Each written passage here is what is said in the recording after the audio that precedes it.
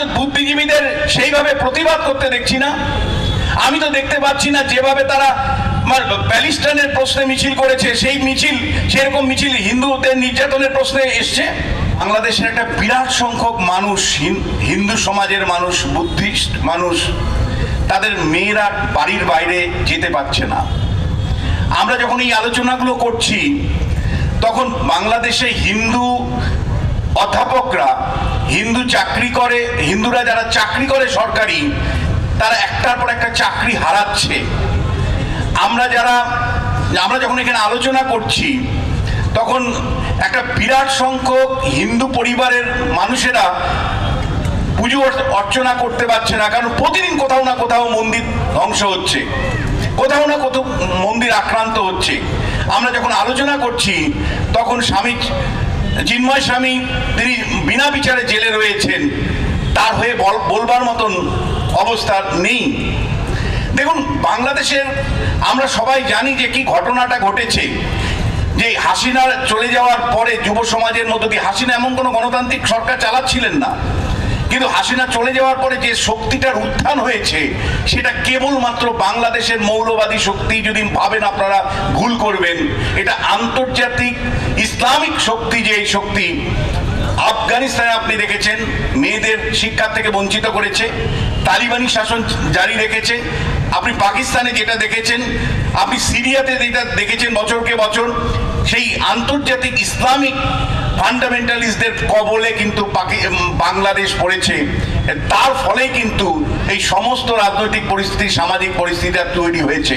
ইউনূস শুধুমাত্র একটা সরকার পরিবর্তন হলো আর একটা তত্ত্বাবধায়ক সরকারের প্রধান হয়েছেন তা নয়, আন্তর্জাতিক ইসলামিক ফান্ডামেন্টালিস্টদের একেবারে দোসর হিসাবে কিন্তু তিনি এই মুহূর্তে শাসন করছেন, যেখানে একমাত্র সরকার টিকিয়ে রাখার একমাত্র উপায় হলো যে হিন্দুদেরকে বিচ্ছিন্ন করো, হিন্দুদেরকে নির্যাতন করো, ইসলামিক শক্তির উপর ভিত্তি করে শাসন করো, তাহলেই তার শাসনটা দীর্ঘায়িত হতে পারে। নাহলে নির্বাচন চাইছে, এই অল্প দিনের মধ্যে সরে যেতে হতে পারে।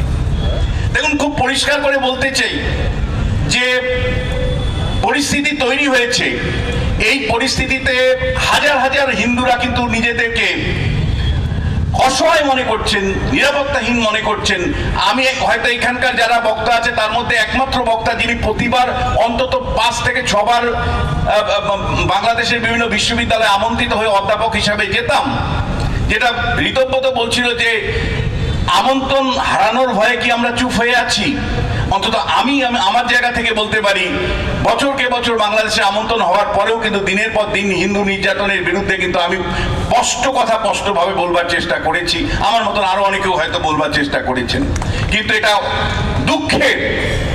দুঃখের যে আমরা ভিয়েতনামের প্রশ্নে যেভাবে রাস্তায় কলকাতা রাজপথে দিনের পর দিন মিছিলের ঢেউ দেখেছিলাম, আজকে কিন্তু বাংলাদেশের হিন্দু নির্যাতনের প্রশ্নে কিন্তু আমরা সিলেক্টিভ দেখতে পাচ্ছি। কেবলমাত্র কয়েকটি রাজনৈতিক দল কেবলমাত্র করছে, সাধারণ নাগরিক কোথায় বুদ্ধিজীবীরা? আমি তো বুদ্ধিজীবীদের সেইভাবে প্রতিবাদ করতে দেখছি না। আমি তো দেখতে পাচ্ছি না যেভাবে তারা প্যালেস্টাইনের প্রশ্নে মিছিল করেছে, সেই মিছিল সেরকম মিছিল হিন্দুদের নির্যাতনের প্রশ্নে এসছে। দিনের পর দিন আমরা দেখেছি যে কিভাবে একটি রাজনৈতিক দল তাদের জায়গা থেকে, হিন্দুত্বের জায়গা থেকে কেবলমাত্র মিটিং মিছিল করছে, আর বাদ বাকি রাজনৈতিক দলগুলো চুপ আছে। দিনের পর দিন এই প্রশ্নটা আমি রেখেছি যে কেন আমার রাজ্যের সবচেয়ে শক্তিশালী দল, সবচেয়ে বেশি মানুষ যে দলের সাথে যুক্ত আছে, শাসক দল তৃণমূল কংগ্রেস, তার নেত্রী মমতা বন্দ্যোপাধ্যায় অত্যন্ত জনপ্রিয় নেত্রী, কেন তিনি রাস্তায় নামছেন না? আমরা তো গণতান্ত্রিক শক্তিটাকে উৎসাহিত করতে চাই।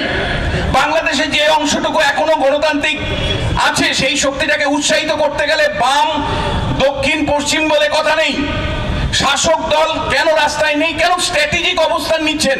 কেবলমাত্র দূর থেকে ঢিল ছেড়া, কেন বিধানসভার মধ্যে কেবলমাত্র বক্তব্য রাখছেন? কেন রাস্তায় নেমে কথা বলতে পারছেন না এবং গণতান্ত্রিক শক্তিকে উৎসাহিত করতে পারছেন? এই প্রশ্নগুলো আমরা রাখছি।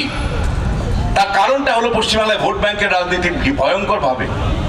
আমি এমন কোনোভাবে রাস্তায় নামতে চাইছি না যেখানে আমার ভোট ব্যাংক আহত হয়, আমার ভোট ব্যাংক অন্য বার্তা যায়। এই ভোট ব্যাংকের সর্বস্ব রাজনীতিতে মানব অধিকারের প্রশ্নটা কিন্তু বাহ্যিক হয়ে থাকছে। এই প্রশ্নটা আমরা বারবার রাখতে চাইছি।